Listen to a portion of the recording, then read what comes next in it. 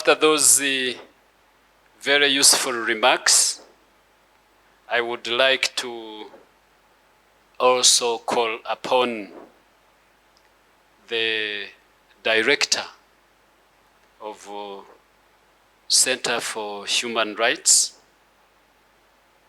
from University of Pretoria to also give her remarks.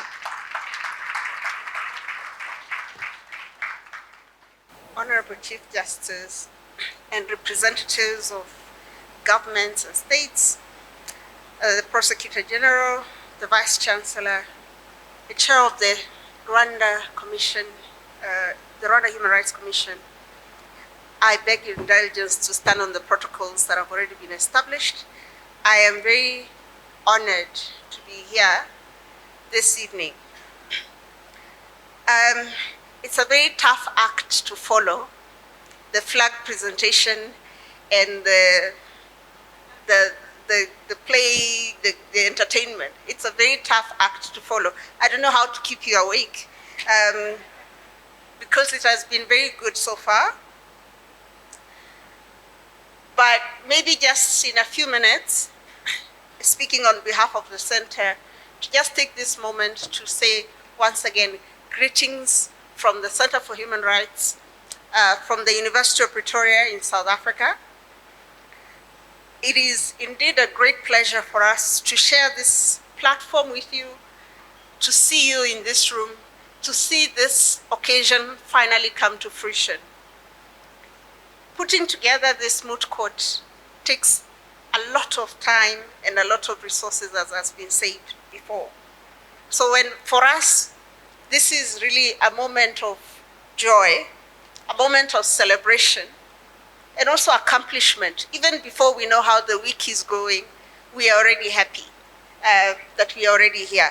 So for that, I would just say, just to take a moment to appreciate ourselves and appreciate everyone who has made it here. So we are already doing very well. So I'll start from the note that we are already doing very well, okay? As a center, we are always excited to have this convening. And we are excited about the moot court for a number of reasons. And just following on what the director has just said, or the director of the college has just said, this moot court is the premier forum or the premier gathering with the highest representation of university students and faculty studying law on the African continent, convening on the subject of human rights.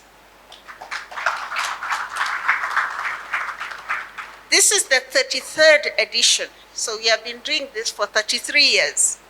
If you look around the room, there is a poster from every year, except that we put them in threes. So there is 1992, 93, and 94, and then 95 is on the other. So they are in threes. And if you walk around, you can see the journey that the Moot has taken over the years. The Moot is older than a majority of those who are in this room. That's an interesting fact. It's older than all of us, but I think that is a testament to the value that it has to human rights education across this continent. Because it's not always that initiatives come and stay the time, but when something this good has been going on this long, I think it's a testament in and of itself of the benefit that it is giving to the study of human rights across the African continent. So we stand very proud as a Center for Human Rights to be the convener and co-convener with all the other universities represented in all those banners that you see across this room. This Moot is a tried and tested gateway into a human rights career. For many of those who are here as faculty reps, they themselves participated as students in the Moot. A lot of the faculty representatives, a lot of the people who are working in the human rights field, at least those who have walked through the gates of the Center for Human Rights, began their journey in this Moot.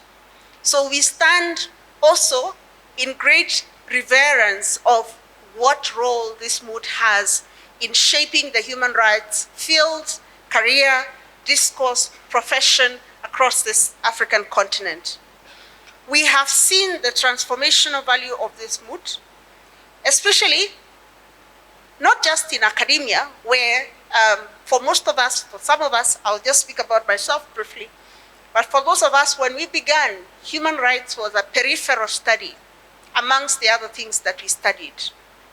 But over the years, over the 32 years, this Moot has been one of the instrumental spaces of foregrounding the study of human rights and creating interest.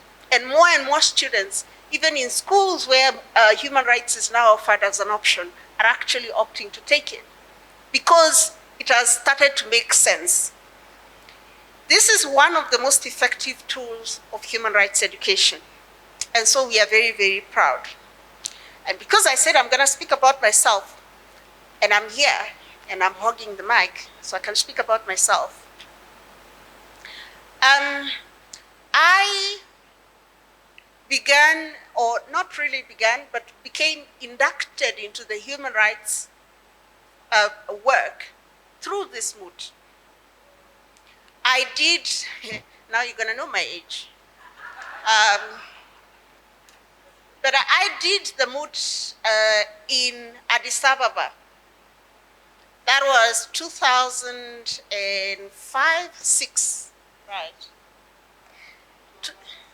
In 2006. And the Moot, at that Moot, I met people who I still know today. At that Moot, I met colleagues who we ended up in the class, in the human rights class in Pretoria the next year, because at the Moot, we were introduced to the course, to the courses that the center does. And in that Moot, I decided that I was going to apply. I was about to get into my final year, and I decided I was going to apply.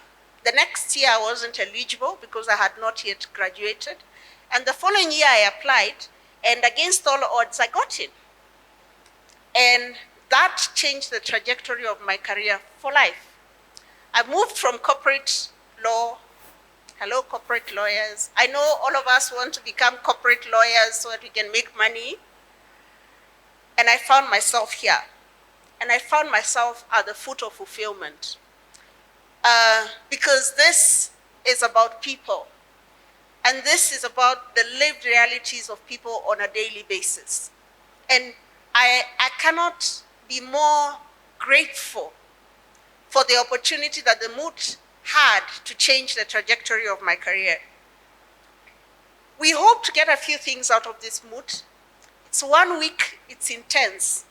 But as we like to joke as a Center for Human Rights, it's also like a jamboree, as you can see, the environment. It's a warm and nurturing environment. Except don't be deceived. A lot of this is anxiety talking. So we also know that this is a moment for people to express the anxiety of the competitive nature of the competition. And when you say that South Africa and Uganda were competing for voice, all I can say is maybe people are sizing each other out for the rounds, to see who you really are up against. So I understand, because in 2006, I was sitting on that side, and I was also very anxious about appearing before a panel the following morning. So we hope that through this Moot, that we'll be able to engage on human rights and democratization issues across the continent. We cannot exhaust them, but at least to cause us, as the younger generation especially, maybe more you than me, to be interested, to take an interest. Because whether you take an interest or not, it's happening. The only difference is whether you are actively engaged. So it's important for us to own our democracy, to own our situation of human rights across this continent. It's important for us also to get new perspectives and to establish new relationships. As I said, he's not here, so I'm not going to mention him. But one of the people that I met, maybe I should, hi, Bonolo. Prof Bonolo Dinokopila, who some of my colleagues would know from Botswana, was one of those that we mooted with in my year. And then I ended up meeting him at the Center for Human Rights. And then I ended up meeting him when we were teaching. How many years later? 17 years later, we are still in touch and working together. This is a real meeting point. Even if you lose the rounds, hello students, make use of this platform. You will meet people here who will influence your career for life. They will open doors for you. They will grow you. They will teach you something that you didn't know. This was my first interaction with Africans from other African countries. Let us use this opportunity to dispel the myths that we have about each other. Use this opportunity to see how beautifully people dance. I mean, if it had not been said that this was about cows and horns, I had other ideas about what these movements are all about. But the point I'm trying to make is we are a beautiful continent. And we are a diverse and wonderful continent. I hope, for us, we hope that this fosters, at least for those of you who participate in this mood, if nothing else, that it opens up your mind to appreciate the diversity and the beauty of this continent in its fullness. And of course, while you're doing it, we are hoping that we are learning to foster a culture of human rights accountability. This conference, the conference we had earlier today and this week, you'll be talking a lot about business and human rights and unconstitutional changes of government. These issues, as we said earlier today, are not just relevant, they are also very timely. I do not know anyone who can speak about business and human rights without having to worry about the impact that business is having on our livelihoods and on our social and well-being in the full course of life, from all the way from childhood to old age. And we are a continent that sits at the heart of the extractive industry. And we have to constantly think, how do we hold corporates accountable?